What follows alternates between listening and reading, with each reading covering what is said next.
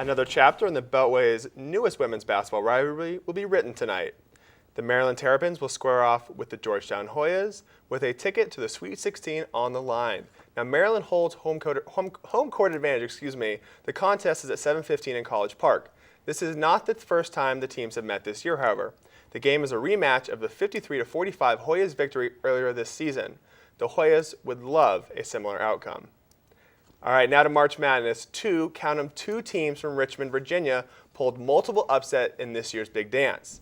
The VCU Rams and the Richmond Spiders both find themselves in the Sweet 16 after defeating higher-ranked teams. And according to Shaka Smart, VCU's coach, it doesn't matter that people doubted them. Once again, they don't think we can win, but they don't matter. Against Purdue and never looked back, leading by a 10 after halftime. At the end of the 40 minutes, VCU had dominated the Boilermakers, winning 94-76, and will face Florida State on Friday. And Virginia has another reason to celebrate in a matchup of Cinderella teams. The 27-win Richmond Spiders beat Morehead State. They balanced their attack from inside and out and will play Kansas on Friday. Now from the unexpected to the expected, number 1 overall seed Ohio State shot over 60% from the three and advanced to past George Mason. 2-seeded North Carolina squeaked by the Washington Huskies, winning by 3 behind forward Tyler Zeller's 23 points. They will face Marquette on Friday. And now to my favorite team, BYU. Jimmer Fredette had 34 points, in their win against Gonzaga by 22. The Cougars face Florida on Thursday and are my odds-on favorite to win the Final Four. You can take that for what it's worth. Now to another type of basketball. With all this college talk, the NBA is screaming for some attention, and we're going to give it to them. The game between the new-look Knicks and the Boston Celtics proved that March can be mad for the NBA, too. The Knicks came into the game losing 6 of their last 7, and now fighting for a bottom spot in the East. To Madison Square Garden we go. Now, the Boston Celtics started off a little cold. The Knicks hot with Carmelo Anthony hitting a 3 there.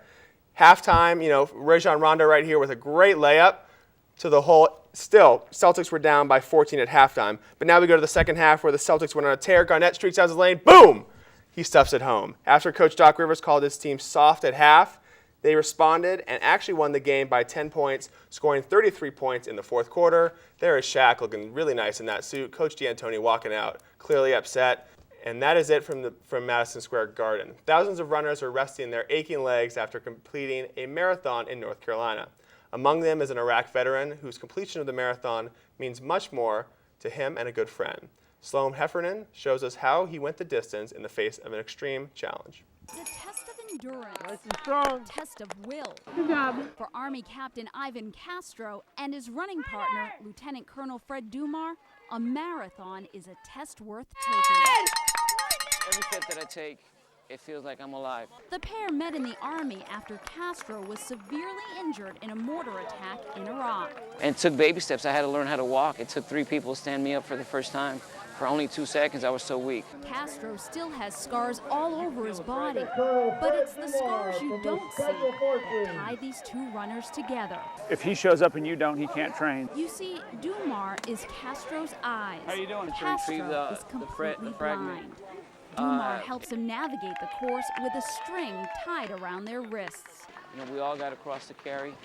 The Lord decided that this is my cross.